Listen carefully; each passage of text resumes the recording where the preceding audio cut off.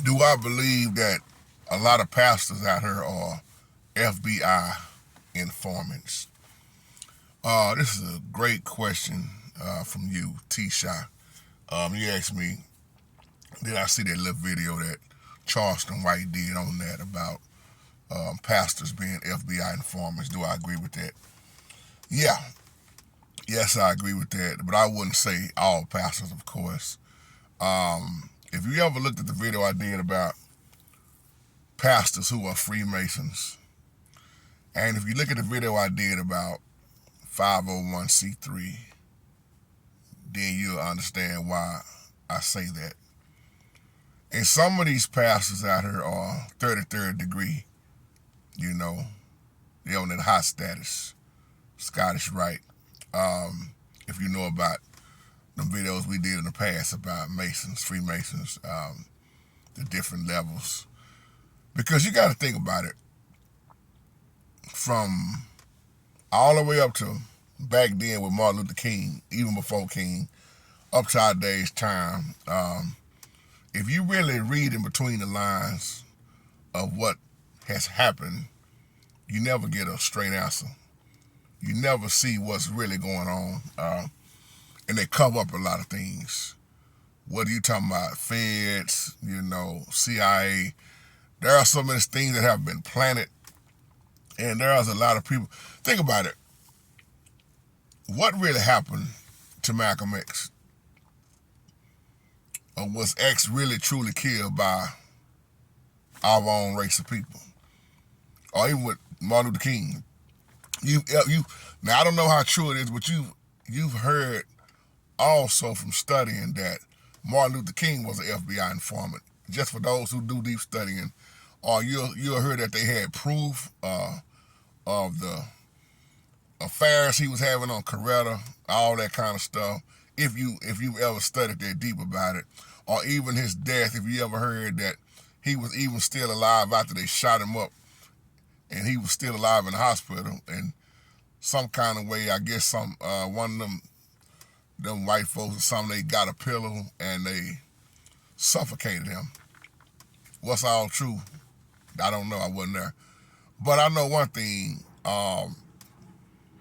It's some fishy stuff been going on for years. So when you start talking about pastors, when you know them by their fruit, like the Bible say, when you look at the Kenneth Copelands and the ones who have always been off into their heavy money, and here's a question I always ask people: why they ain't never got locked up?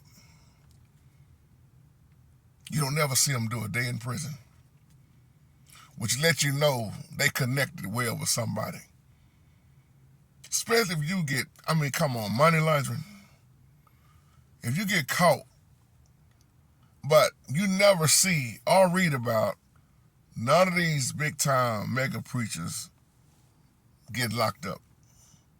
So when you ask me about them being an informant, now I'm going to give you something to think about.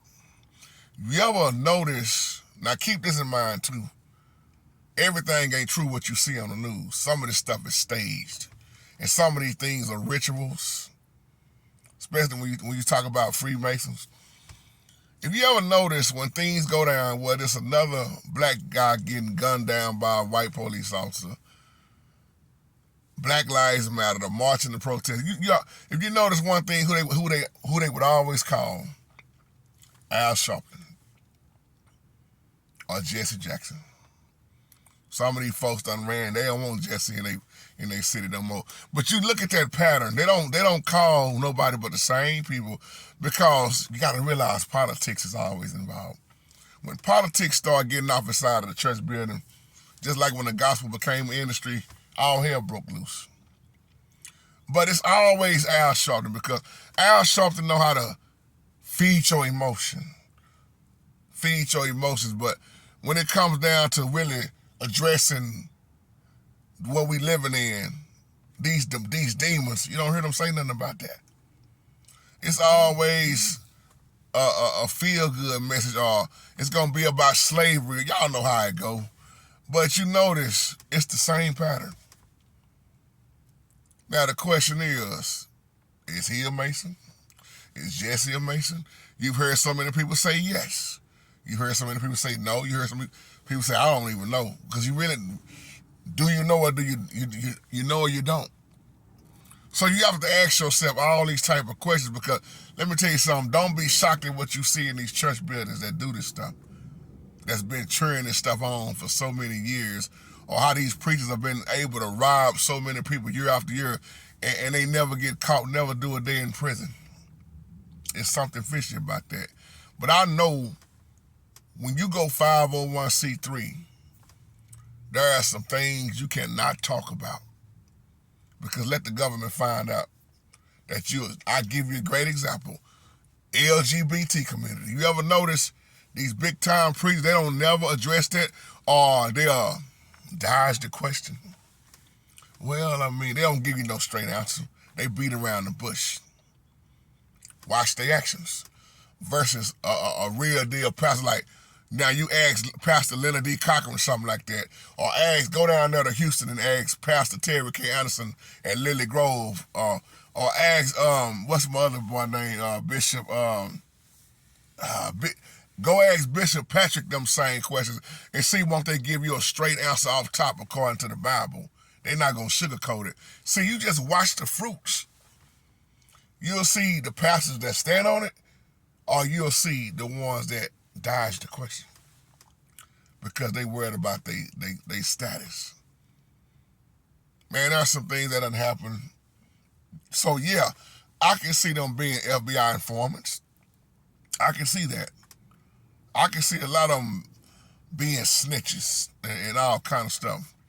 You know, it's just like when Pastor Stephen Darby died, all kind of Destined Ministries, all kind of accusations, all kind of stuff was thrown out in the earth. Like, you didn't know what to believe, you know. And then old boy came, what was his name, Bishop something, I forgot his name, saying he had all kind of proof and he had FBI informants. And see, something don't sit right with me with that.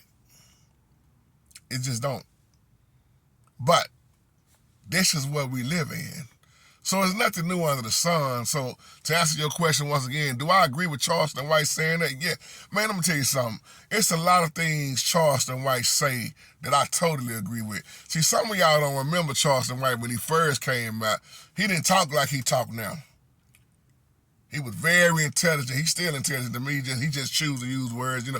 But Charleston White, when he first came out, wasn't nobody trying to hear him because he was real intelligent and polite with the way he was speaking. But see, now he getting on a lot of people's nerves because he raw and real with it. But that's what's reaching the people that he's reaching. So he says a lot of stuff that most people write off. I'm not quick to write off what I heard. It ain't just coming from Charleston White. I don't care who it is talking. I'm gonna listen, and I'm gonna make my decision. I'm gonna use my spiritual discernment, and I can be like, oh, I agree with that. Well, I don't agree with that. So it's a lot of things he says that's on point, and a lot of people know he on point. But it's like a lot of people gonna call him that snitch, that sellout, that this and that. You can call him what you want, but he gonna keep doing what he doing. You know. So yeah, I agree with him. Like he said, yeah. I agree with him when he said that about them. A lot of those pastors being FBI informants. I can see that. Not just if he would have said, even if he would have said it. I've been looking and watching this stuff for years, y'all. I've been watching this stuff for years. And people got mad at me when President Obama got elected as president, selected. Y'all catch that later. Because I was looking at him before he got in office. See, when you do research and study, and you don't accept no end and everything, your eyes is open on what's really going on out here, but it's only a few people gonna catch it and listen to you. And I yield right there. But yeah, there are a lot of Freemasonry pastors out here, man, that deacons. It ain't just pastors, you got deacons. I mean, musicians like me and Steve was talking about, musicians, priests. I mean, you name it, man. Police officers, judges. You just probably can't recognize it. But some people that can recognize it, they know what time it is out here. Y'all have a blessed day.